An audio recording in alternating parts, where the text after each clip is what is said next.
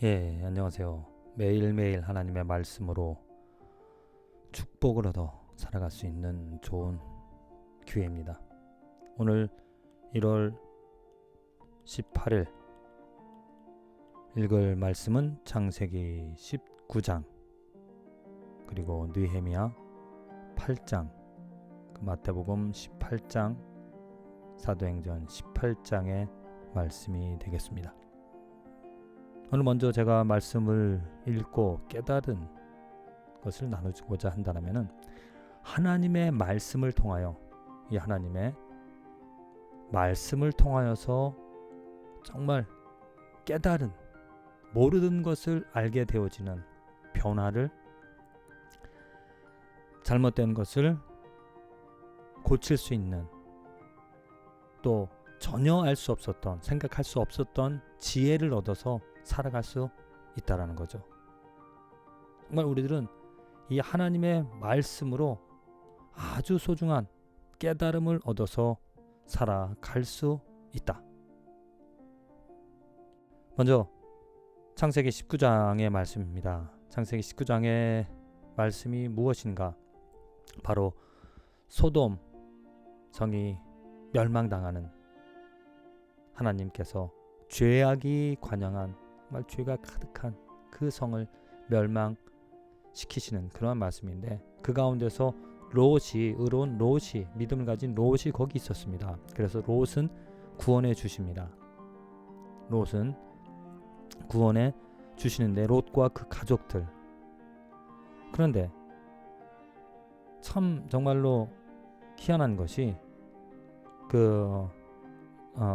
롯이 그 가족들에게, 또 특별히 사위들에게 하나님의 그 심판을 이야기하는 그 대목이 나오죠.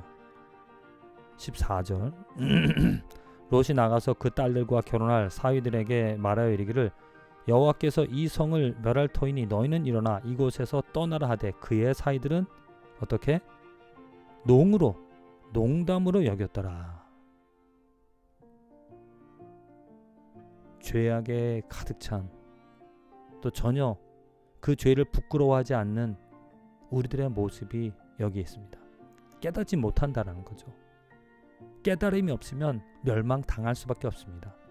분명히 하나님께서 롯을 통하여서 그의 가족들과 그의 친족들을 구하고자 그 하나님의 심판으로부터, 그 죄로 가득 찬, 죄로 만연한 그곳에서 꺼내어 주시고자 하였는데, 그 말씀을 듣고도 그들은 농담으로 죄가 무엇인지, 또 심판이 무엇인지 전혀 관심이 없었기 때문에 그곳에 저 멸망을 당할 수밖에 없었다. 이만큼 우리들에게 깨달음이 중요합니다. 죄를 안다라는 것, 그래야 그 죄에서 벗어날 수 있다라는 거죠. 그리고 이제 느헤미야서 8장의 말씀입니다. 이 말씀도 정말로 아름다운 하나님의 역사가 일어난 그런 말씀인데요. 느헤미야가 모여서 그 에스라 학사 에스라에게 여호와의 율법을 가져오게 하고, 그 율법을 깨닫게, 많은 사람들에게 율법을 읽고 그 율법을 깨닫게 하였다라는 거죠. 그리고 나서 그 모든 백성이 6절에 보면은 그 하나님을 경배하게 되어지는, 에스라가 위대하신 하나님의 여를 송축하며 모든 백성이 손을 들고 아멘 아멘 응답하고 몸을 굽혀 얼굴을 땅에 대고 여호와께 경배하니라. 그들의 그 책을, 정말 하나님의 지혜를, 하나님이 무엇을 원하시는지를 알 수 있는, 깨달을 수 있는 그 말씀을 갖게 되어진 것에 대해서 감사하고 하나님을 경배한다라는 거죠.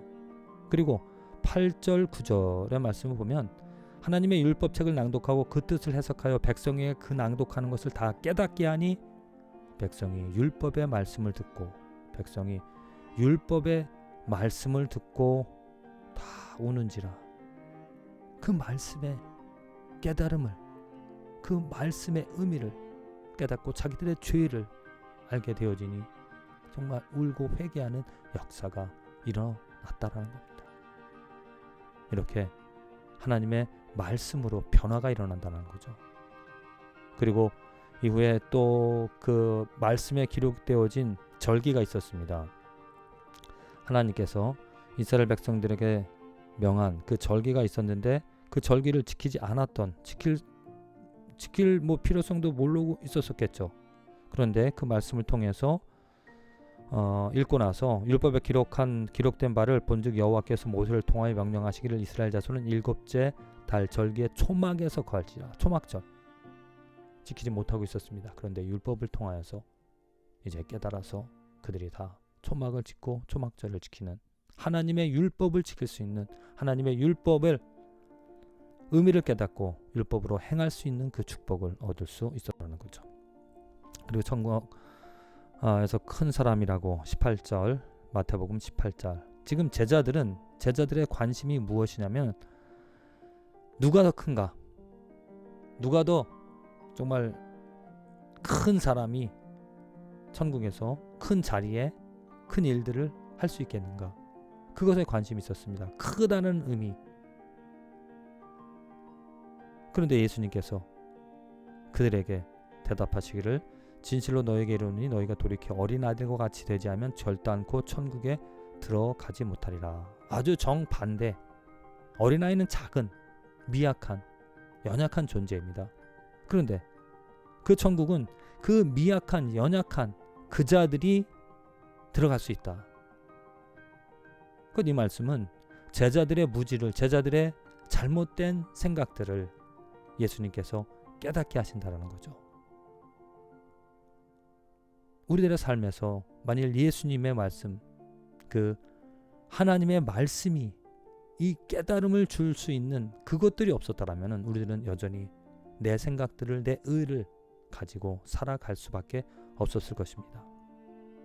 그래서 천국에서 큰 사람이 무엇인지를 예수님께서 그들에게 알려주시고, 또한 형제가 죄를 범하였거든 어떻게 해야 될 것인지, 또한 마지막 몇 번을 용서를 해야 되느냐, 그런 질문에 대해서 그들은 한두 번 그 정도로 생각할 것입니다. 그래서 예수님께서는 7번뿐만 아니라 7번을 70번까지 끊임없이 계속해서 용서를 하라라고 예수님께서 말씀하시죠.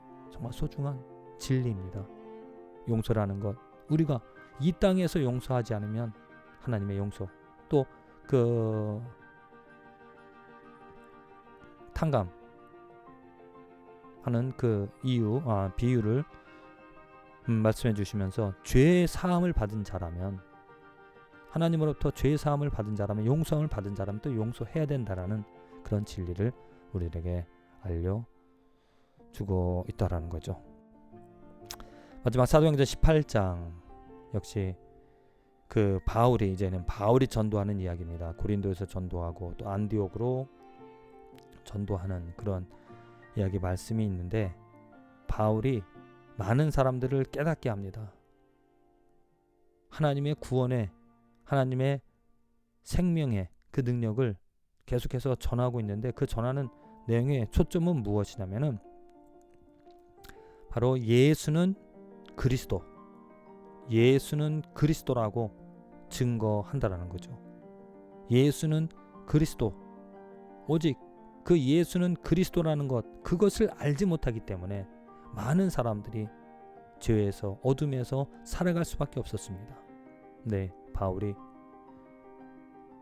온갖 어려움들, 핍박들, 고문, 옥에 갇히는 그런 많은 일들이 있을지라도 다니면서 예수는 그리스도라는 것을 알게 하고 깨닫게 하기 위하여서 부단히 노력했다는 거죠. 어떤 사람들은 그것을 듣고 깨달아서 구원을, 생명을 얻을 수 있었지만, 어떠한 사람들은 무시하여서 멸망을, 어둠 속에서 살아갈 수밖에 없었던 그런 안타까운 일들이 성경 말씀에 기록이 되어졌습니다. 그래서 오늘 정말 나는 이 하나님의 말씀으로, 하나님의 말씀 진리를 가지고 있다.